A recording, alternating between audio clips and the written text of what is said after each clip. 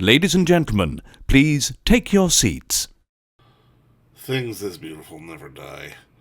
And if you're within the sound of my voice, that must mean you're in the seats with once more. As always, my name is Dave Voigt, and I'm the host of this podcast where we sit down with a wide-ranging variety of entertainment industry professionals, and we pick their brain about current projects, state of the industry, how they got started, and so very much more, in a light and in a conversational fashion. And if you like how we do things around here, I'm assuming that you do, because you're listening right now. And if you are listening, keep listening. And subscribe. Hit the subscribe button, gives you a 5-star rating on your podcast provider of choice. We're available pretty much everywhere, places like Apple, Amazon, Spotify, Google, and plus we archive every single one of our episodes over our In the Seats YouTube channel. So if you give us a like and subscribe there as well, we'd absolutely appreciate it. Also, don't hesitate to check us out on social media. Blue Sky, Threads, Facebook, Twitter, or X, Tumblr, TikTok, Instagram. I'm losing track, but we're everywhere at In the Seats for all sorts of fun updates. And finally, and I do dare say most importantly, please pay us a visit over at In the Seats, intheseats.ca for all latest and greatest from the world of film, television, basically the moving image at large. Because guess what?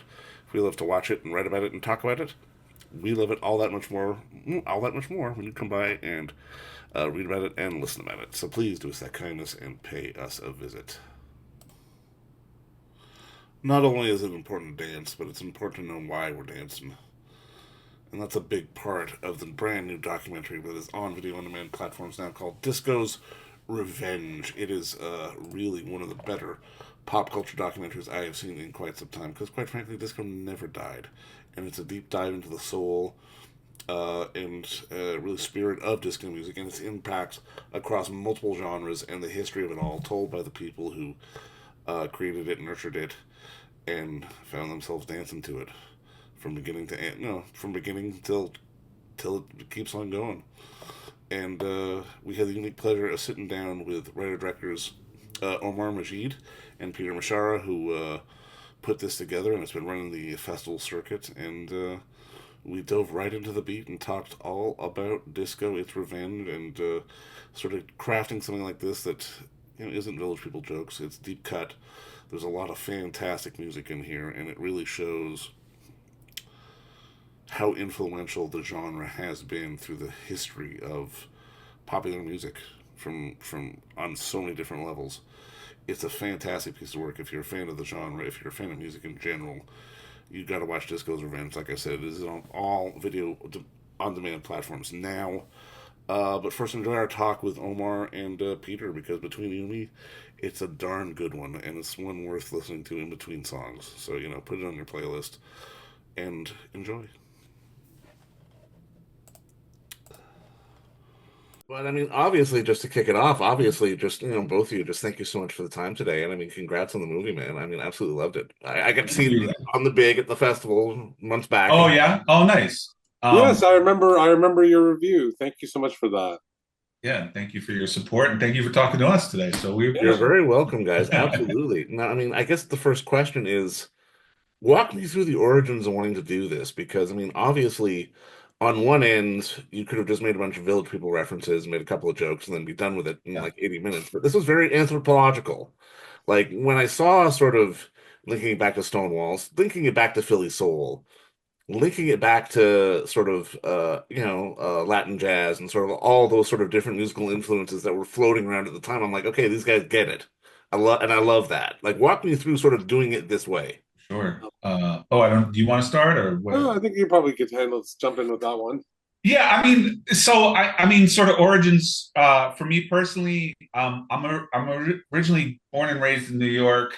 This sort of music was always around me, surrounded me. I grew up very much in the hip hop world, and that was my entry into sort of my larger musical experience. And I always say this, but I think it's very true that hip hop is an amazing gateway drug to other musical forms, just because of because of sampling and just everything they're drawing from.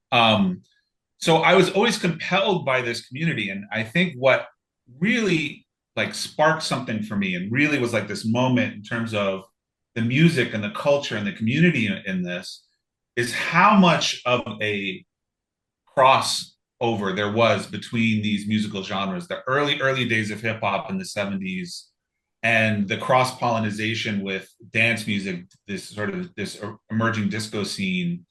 That just I knew it, but I didn't really understand how all of those things were coming together in the 70s. And that one just blew my mind. Like some of the early stuff that David Mancuso was playing in the Loft, which is considered the first disco, or one of the first discos in New York, was the exact same stuff that they were playing in the Bronx, in the South Bronx when hip hop was started. So that connection really brought everything for me together from a musical standpoint. And then culturally, I always knew that this dance culture was way more than what was presented. I always knew that. So to explore that and to celebrate that was an incredible opportunity and something that I think Omar and I really just responded to and enjoyed. When you're going out to people, like, was there a lot of yeses? Was there a lot of nos? Like, what was sort of the first big domino to fall for you guys to really sort of get this thing off the ground?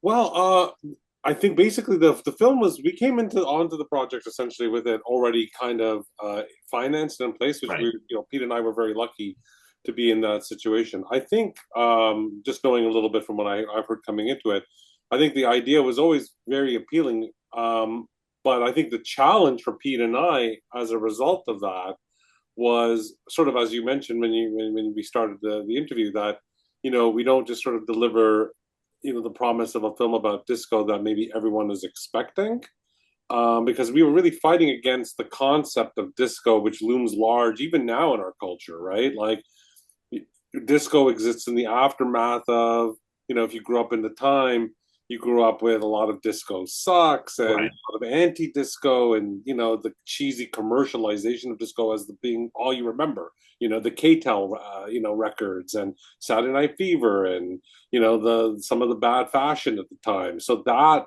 is, writ large what we think of when we think of disco. And we knew that would be the thing that we have to kind of fight against. As Pete was saying with his connections with hip hop and growing up in New York, he already had a good sense of what made intro in disco interesting. For me, as just like a typical music nerd, I knew that New York in the '70s was such a fascinating, a hotbed of intersections musically, and that disco was much more complicated than the genre was presented as. And I think we just thought, like, okay, that's the film could easily sort of sell itself on just the nostalgia trip of what disco is, but we wanted to go a little deeper and further and look at the kind of it as a genre and also as a movement and as a community. 100%. No, and I mean, I think you guys do that and then some. And it's one of those things where the deep cuts made me appreciate this more. And I mean, I'm always kind of curious on something like this because I mean, I can imagine sort of the art of dancing around for music clearances is a balance in and of itself. Sure. Like, how do you guys go about something when it's like do you plan on like, okay, we're gonna focus on this artist and this song and then hope for this and then talk to this person and oh shit, we didn't get the music. Oh, that's gotta go. Yeah, we gotta go scrap that now. Or do you have sort of a plan going in with music already secured? I think with documentary, it's almost always the case whether you're doing a very like traditional sort of cinema verite style documentary or whether you're doing a archival kind of rich film like ours. It's always the case that you go in with a plan and you can have a really solid plan and things are going to change. Right. So much of a documentary depends on the research you're doing as you're shooting it, who you get access to, rights, archives, all kinds of complications. And what you kind of get is the story that emerges from the period in which you're shooting it and telling it, and what people give you. It's very collaborative. So I think that said, Pete and I had a very clear vision. I think going in, and we've talked about this, right, Pete? Like, we're remarkably pleased with ourselves to some extent that the original blueprint that we had in mind, it's not that far from where we kind of landed. But of course, along the way, you start to realize, okay, this person, it's their story. You may weigh differently in your mind than when you initially thought. You start to see certain patterns. You start to see certain storylines emerging. And of course, the hardest part for us, I think, we had to just do a lot of curating and editing because the story of disco is vast, and we only have approximately 90 minutes to tell the story in. So we had to there was so much that we, ultimately just had a lot of darlings we had to kill, so to speak. Well, I love it. It wasn't a thing that, because I mean, obviously there's been films about Studio 54 just in and of itself. Yeah. Yes. This really was a really arcing sort of track of not just the music, but the culture and the time and sort of I guess maybe the energy of it all, which at the end of the day is something that people tend to forget. And it's interesting to me because it really feels like we're coming back around to a time where people are admitting their love for disco again, and also even admitting just sort of how influential it was. I keep thinking of that clip with Pharrell Williams interviewing Dave Grohl, telling he's the best drummer in the world. He's like, no, man, I ripped off all my shit from Tony Thompson. Yeah, it's amazing. Yeah. Yeah, for sure. I mean, absolutely. There is absolutely a full circle moment. I think also I think in terms of our approach, there's a word that I keep coming back to, which is soul. And we were talking about like soul music. And that was one of the questions that we asked all of our subjects, like, how would you define soul music? But we were talking about Philly soul. And I feel like that word works on a larger level too, in terms of this film for us, I think, was an exploration, not necessarily to hit all the moments and make sure we hit every moment of like the rise and fall of disco. It's really an exploration of what the soul of this movement was from a community standpoint, from the people that were involved, that sort of thing. And I think we did a good job of exploring that, as opposed to some sort of complete sort of picture of disco. It's really exploring what that ethos was for the people involved. And to your point, I think today's world, as we're in these sort of isolated environments, we're all talking on Zoom, right? Like before we meet somewhere and we Right. record and stuff like that. I think recapturing that idea of connection, of actually physically being in a space with one another in terms of talking with one another, connecting, is so crucial, so important. So I think this is sort of a treatise around that idea too, that we really need this connection with one another again. And I think we've lost that a little bit with COVID and all of that. But that's what I'm hopeful with this film too, that there's a little bit more of a looking back at where we came from and where we are at right now and what we could take from that. You know what I mean? So. Well, and it speaks to how multicultural and how sort of universally accepting the disco movement was. And I mean, it's just no matter your color, your creed, fat, skinny, ugly. If you're there to dance, you're there to dance. That's all that matters at the end of the world. And it was, again, it's such a beautiful thing to see sort of the diversity of it all. And bringing someone like Joe Bataan to sort of explore that side of it, and just to really give us as an audience an understanding that this wasn't just, gay people in the village. This was so much more than that than maybe people think it was back in the day. Yeah, it comes back to one of the big anthems of disco. Love is the message. Yeah, that for was sure. the word that was a song that people, almost every interview that we did, that song got referenced, and just the word love came up so much, and community and acceptance, and the idea that even if you weren't necessarily talking with somebody, you're in a room with somebody, you're vibing off of their energy. Just the radicalness, as Nile Rodgers puts it in the film so beautifully, the idea that he's this sort of dyed-in-the-wool Black Panther living in the village, living that kind of hippie bohemian village lifestyle, but then seeing the true kind of diversity and range of people and styles in the club really opened his eyes. And I think that's really beautiful. And yeah, that is something that I think we are all in a way longing for, a space where we can just come as you are. Mm-hmm. Yeah, and David, I think you had a really good point too, because I think that's one of the ideas that we wanted to dispel too with this piece is, when people think of disco, they think of Studio 54, and there's this exclusionary kind of aspect to it. They're picking all these, beautiful people, and only they can come across the line. So beyond the idea of going back into the music of it all, I think it's that idea as well, that actually, if you go beyond Studio 54, it was a very safe space and inclusionary space that I think that we wanted to try and capture in this too. That's just one aspect of it, but in actuality, the larger scene was like as exactly as you said. Any creed, any race, any culture, you're welcome as long as you're dancing on the floor. So I think that's a very key point that we wanted to try to dispel as well. Now, I mean, as you guys mentioned, you guys did come into this with it already kind of set up, but as you also said, you had to kill a lot of darlings along the way as you're sort of putting it all together. Was there any temptation or push to try to get this into more of a docu-series mode so you didn't have to sort of kill as many darlings as you did? Because I can imagine you get another movie and a half sitting on the floor. For sure, for sure. Yeah, I mean, initially, quite honestly, it was like I think a four-part series that we were discussing, and then Paramount was really wanted to push a feature, so we sort of reorganized everything. This is very very early days, but yeah, no, it was a challenge, and I think to go back to one of my previous points, I think at that moment we realized we're not going to tell the complete story here. It's really I think we made a definitive decision to really explore what this meant culturally, both in the community but from a pop culture perspective as well. And I think that was our big shift when we kind of shrunk it down to 90 minutes. That was the concession that we had to make, but I think it opened up a lot of stuff for us as well. And that exploration I think was really fun for us to do. And it was very inspiring, I think, for us to sort of go through that process too.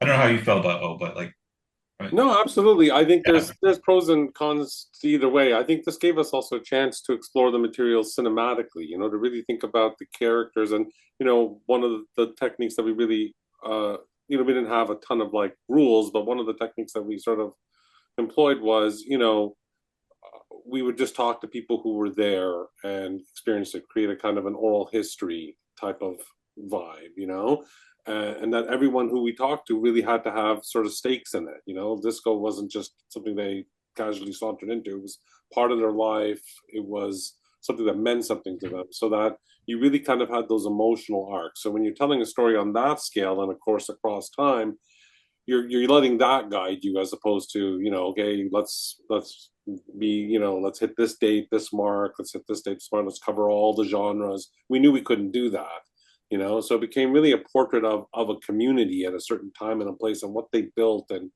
what happened with it and what happened with them and the impact. Yeah. Right, that was the way we kind of saw it, and that's always great to build something out cinematically, although of course you yearn for something that's more comprehensive. But we are dreaming of, maybe we'll get a chance to do a part 2 one day. No, for sure. God, absolutely. Go to Italy, go to South Asia. Oh, totally. That would be wild for sure. That'd be a trip and a half, man. I want to come with. Yeah. You're welcome aboard. No, the disco plane. Absolutely. Disco plane. Yeah. For sure. Let's do it.